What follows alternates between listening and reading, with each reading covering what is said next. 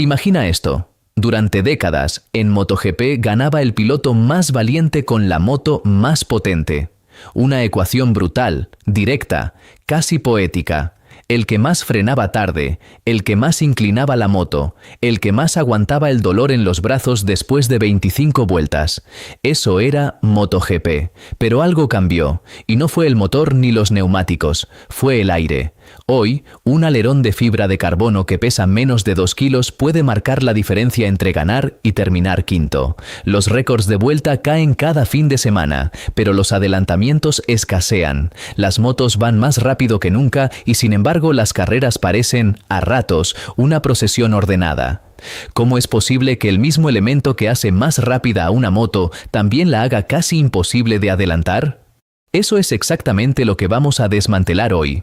La historia completa de cómo la aerodinámica pasó de ser decoración a ser la variable más polémica, más poderosa y más discutida de toda la parrilla. Porque no es solo tecnología, es política, es psicología de fabricantes, es el dilema de si MotoGP quiere ser un laboratorio de ingeniería o el mejor espectáculo de motor del mundo. Comenta con una palabra: ayuda o mata. ¿Tú qué crees que hace el aero en MotoGP?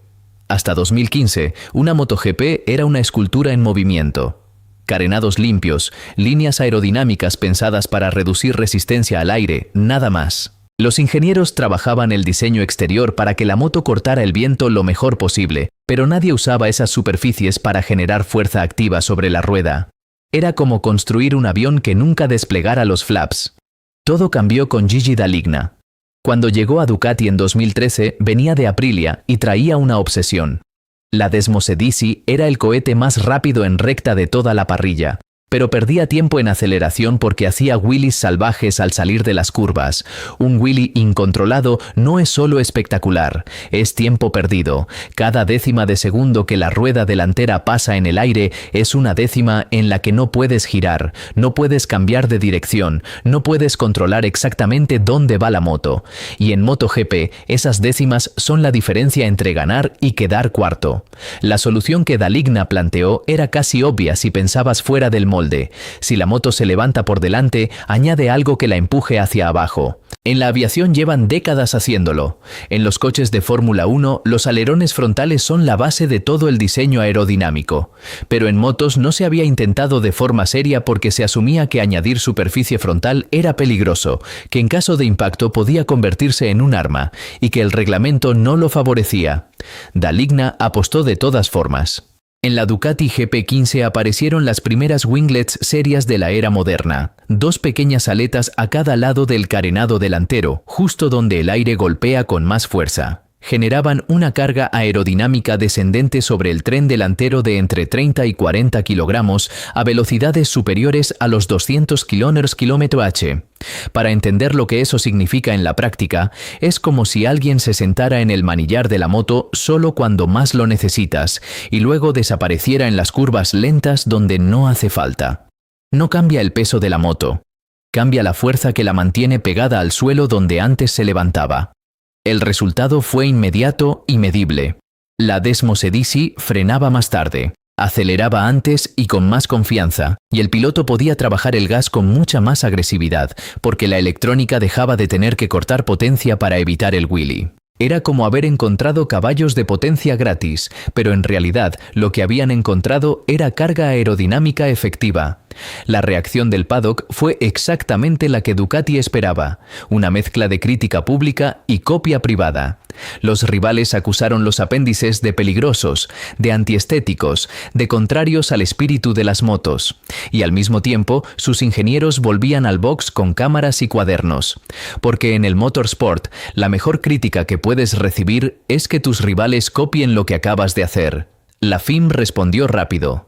En 2016 prohibió las winglets externas que sobresalían del carenado, argumentando riesgo de contacto entre pilotos en carrera. Era una prohibición real, pero parcial, porque en 2017 abrió la puerta a algo más sofisticado: los elementos aerodinámicos integrados dentro del carenado.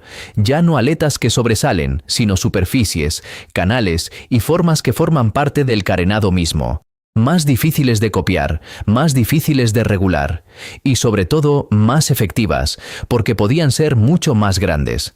Nació entonces la era de los aerobody. Ducati los llamó así internamente, aunque cada fabricante usa su propio lenguaje.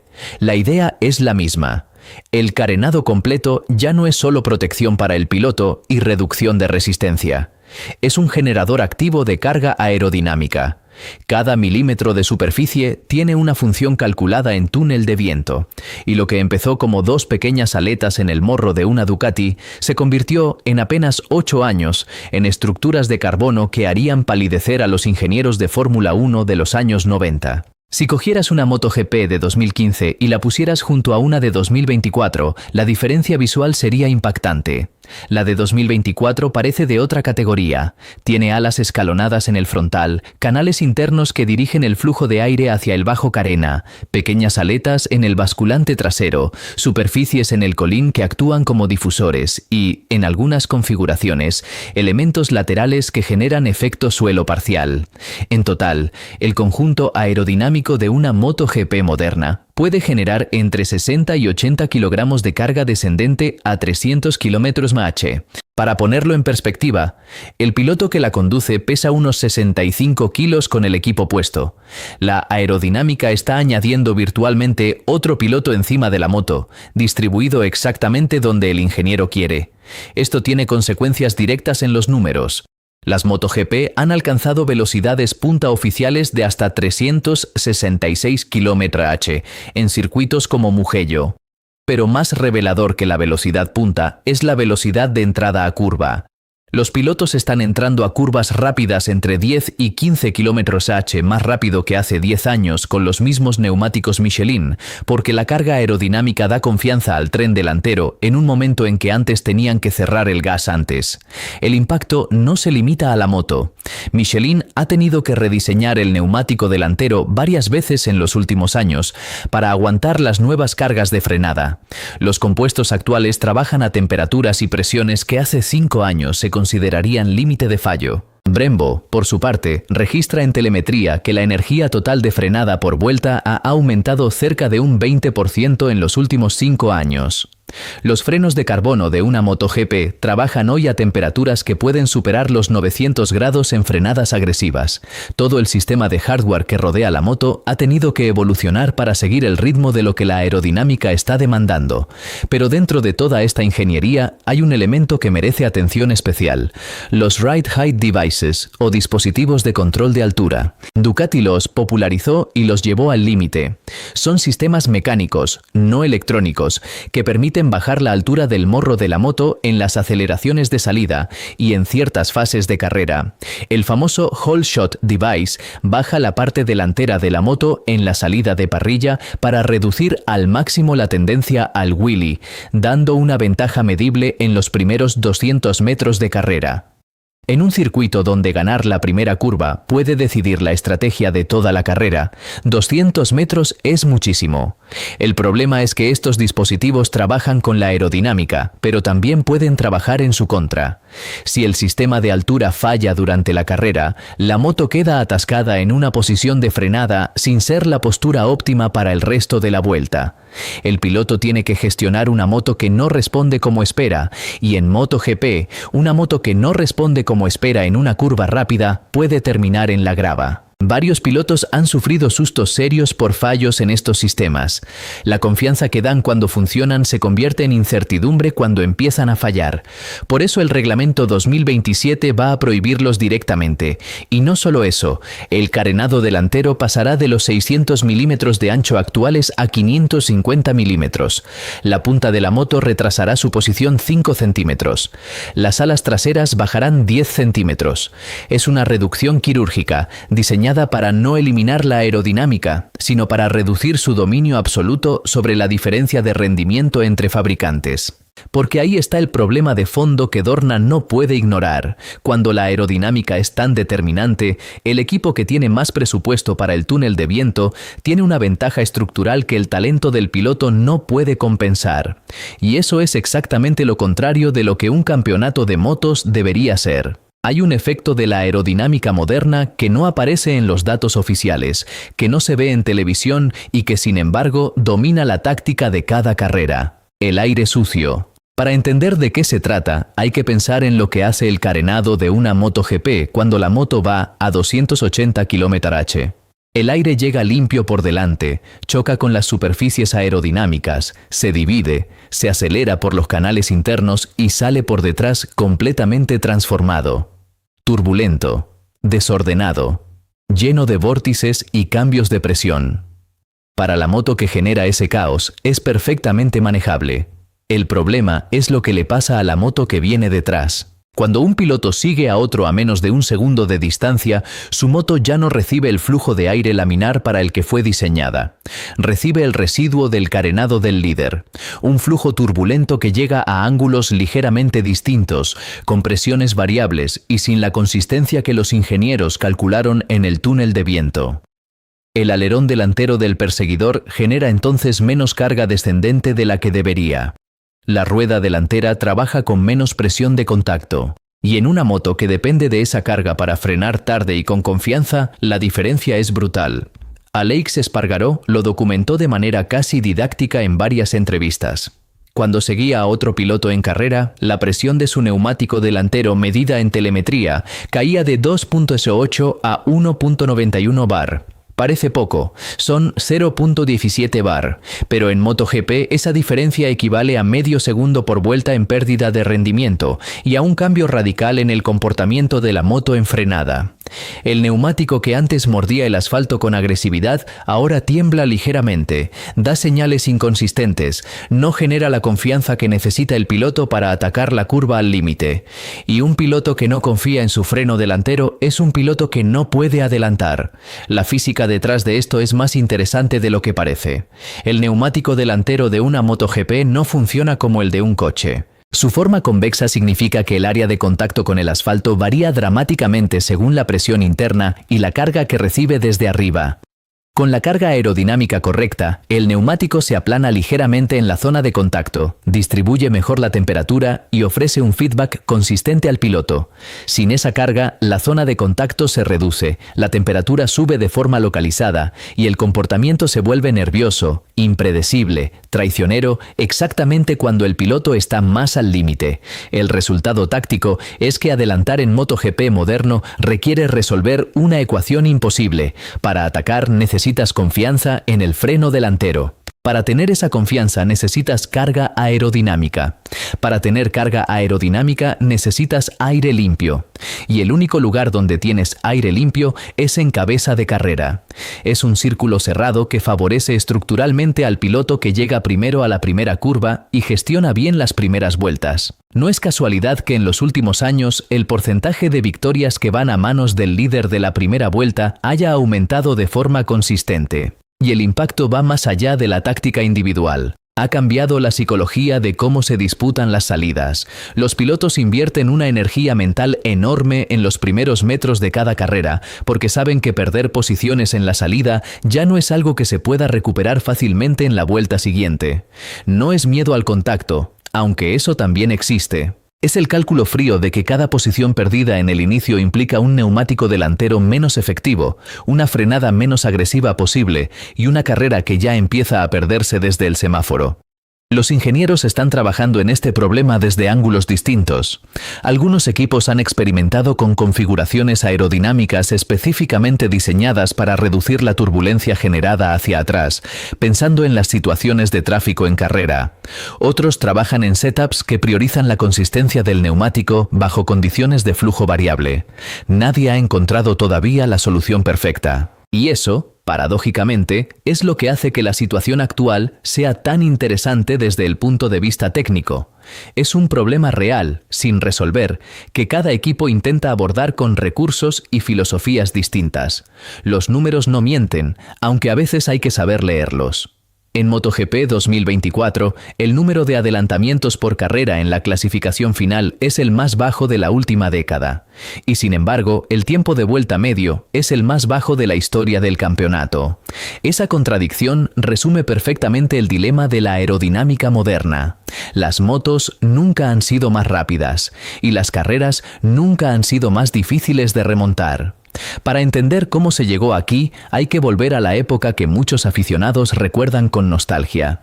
Valentino Rossi, Jorge Lorenzo y Dani Pedrosa en su mejor momento corrían con motos que tenían menos carga aerodinámica y neumáticos Bridgestone que se degradaban de manera más pronunciada. Esa degradación, que en su momento parecía un problema técnico, era en realidad el elemento que generaba más drama en las carreras. Una moto que pierde grip en el neumático trasero al final de la carrera es una moto que el piloto tiene que gestionar con más delicadeza, que es más vulnerable a un ataque en la última vuelta, que abre ventanas de oportunidad que antes no existían. Con los neumáticos Michelin actuales y la carga aerodinámica que estabiliza la moto, la degradación se ha reducido de forma notable. Una moto bien configurada puede mantener un ritmo muy consistente durante 25 vueltas. Para el piloto que va en cabeza, eso es una ventaja enorme. Para el que persigue, es una condena. No hay momento en que el líder sea más vulnerable. No hay vuelta en que sus neumáticos fallen antes que los del perseguidor. La carrera se decide en los primeros compases y después se ejecuta de forma casi algorítmica. Los datos que recopiló un análisis comparativo entre 2017 y 2021 mostraron una reducción del 25% en el número de adelantamientos registrados por carrera. Y eso fue antes de que la aerodinámica alcanzara el nivel actual. Marc Márquez lo describió con una precisión que pocos pilotos tienen para hablar de estas cosas. Ahora cuando ganas la posición, te quedas ahí. No es una queja. Es una descripción técnica de cómo funciona el campeonato hoy. Lo que Márquez describe tiene una consecuencia deportiva que va más allá de lo estético. Cambia la forma en que se construye un campeonato. Antes, un piloto brillante podía salir décimo, remontar 8 posiciones y ganar la carrera. Lorenzo lo hacía, Stoner lo hacía. Rossi lo hacía con una regularidad que hacía que cada carrera tuviera múltiples lecturas posibles. Hoy, salir décimo significa casi con certeza terminar entre octavo y quinto si no hay accidentes o mecánicas. Las remontadas grandes se han vuelto raras precisamente porque el aire sucio penaliza tanto al perseguidor que recuperar posiciones cuesta el doble de tiempo y el doble de energía en el neumático. La pregunta que hay que hacerse entonces es si esto es un problema del deporte o simplemente una evolución del mismo. En Fórmula 1 se vivió algo parecido durante años. Las generaciones de coches que dominaron la segunda mitad de los 2000 y los primeros 2010 eran tan dependientes del flujo laminar sobre sus alerones que seguir a otro coche, a menos de un segundo, era técnicamente imposible durante varias vueltas. La solución fue el DRS, el sistema de reducción de resistencia que abre el alerón trasero en rectas específicas. En MotoGP esa opción no existe y probablemente nunca existirá porque la lógica del diseño de una moto es incompatible con ese tipo de sistema activo. Lo que sí tiene MotoGP que la F1 nunca tuvo es la variabilidad de las condiciones de agarre, de temperatura de asfalto, de estrategia de neumáticos entre compuestos blando y medio. Esas variables siguen existiendo y siguen abriendo, a ratos, ventanas de oportunidad. Pero son ventanas más pequeñas, más difíciles de explotar y requieren un nivel de precisión táctica que antes no era necesario. La carrera ya no la gana el más valiente, la gana el más preciso. El paddock de MotoGP siempre ha sido un lugar donde la competencia técnica y la política de los fabricantes se mezclan de manera indisoluble.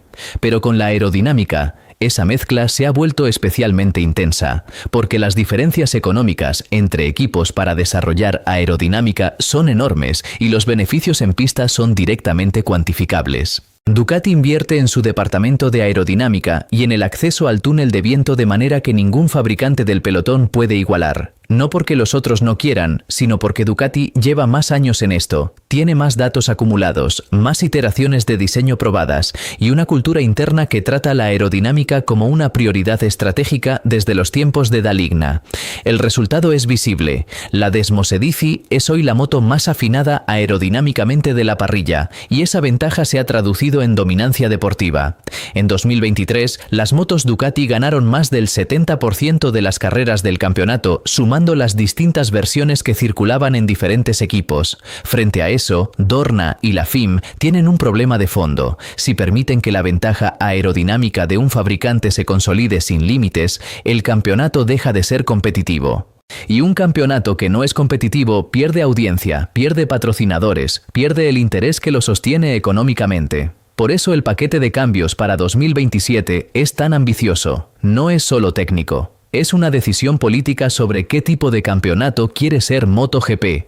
Las medidas son concretas, motores que pasan de 1000 C a 850 sin AC, una reducción que baja la potencia máxima de manera significativa y hace que el motor sea menos dominante en la ecuación general de rendimiento, carenados más estrechos y más cortos, alas reducidas en envergadura y altura, prohibición de los Ride Height Devices, restricción de las zonas del chasis donde se pueden colocar elementos aerodinámicos. Y una discusión todavía abierta sobre las aletas de pierna, esas superficies que algunos fabricantes han añadido detrás de las piernas del piloto y que generan carga adicional, pero también suponen un riesgo en caso de caída o contacto. La intención es clara: reducir el peso relativo de la aerodinámica en el resultado final y devolver protagonismo al talento del piloto y a la capacidad del motor. Pero la ejecución es complicada, porque los ingenieros son exactamente las personas que mejor entienden dónde están los límites del reglamento y cómo trabajar dentro de ellos de la manera más creativa posible.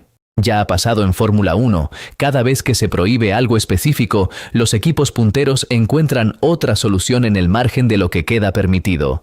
Es razonable asumir que en MotoGP pasará exactamente lo mismo. Los pilotos, por su parte, han sido inusualmente directos en sus opiniones sobre este tema, lo cual habla de hasta qué punto la aerodinámica ha penetrado en la conversación cotidiana del paddock.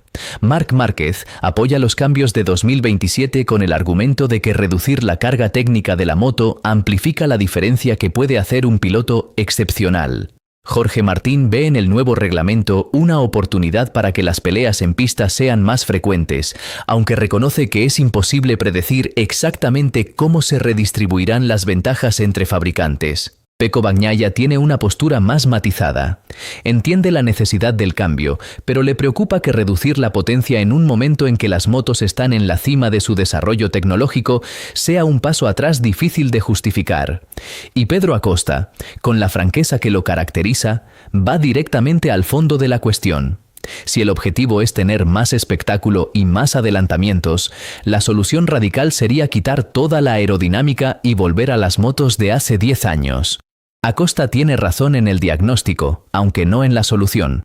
Volver a las motos de 2014 no es posible porque el desarrollo técnico no funciona en reversa y porque los fabricantes han construido departamentos enteros, han formado ingenieros específicos y han desarrollado procesos de diseño que son parte ya de su infraestructura corporativa. Pero el dilema que plantea es real.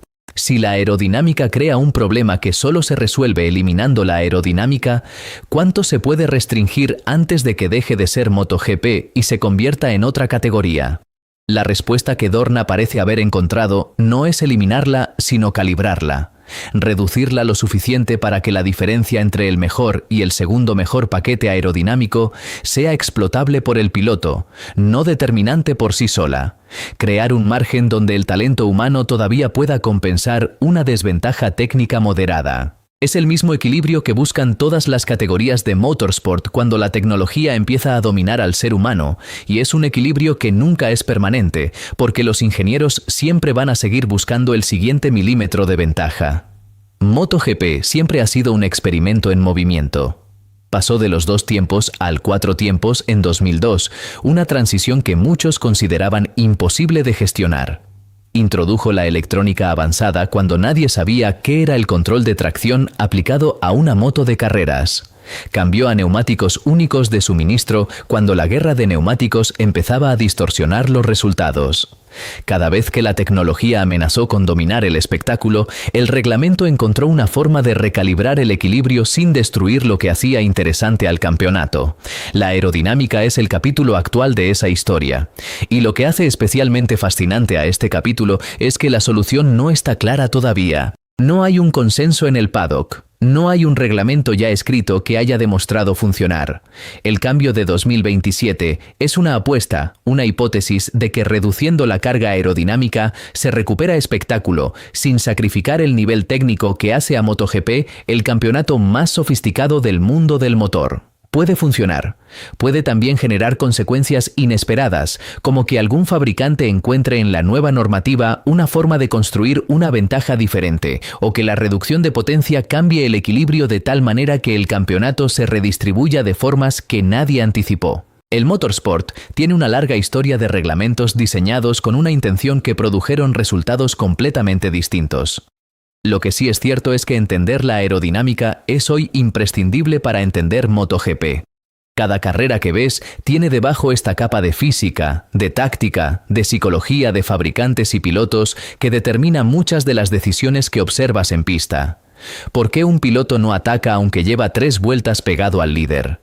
¿Por qué la salida de parrilla se disputa con una intensidad que parece desproporcionada para el primer metro de una carrera larga? ¿Por qué algunos pilotos mejoran dramáticamente cuando consiguen aire limpio en cabeza y otros parecen igual de rápidos en cualquier posición? La pista se sigue ganando con valentía y talento, pero ahora también se gana en el túnel de viento, en las horas de simulación computacional y en la decisión de qué milímetro de carbono colocar exactamente dónde. Eso no es malo. Es simplemente lo que es MotoGP hoy, el lugar donde la ingeniería más avanzada del mundo se enfrenta a la física más brutal del deporte. Y ese choque, cuando lo entiendes, es tan apasionante como cualquier adelantamiento. Dime con una palabra, ¿prefieres la tecnología extrema actual o la antigua guerra de frenada pura? Déjalo en los comentarios. Nos vemos en la próxima curva.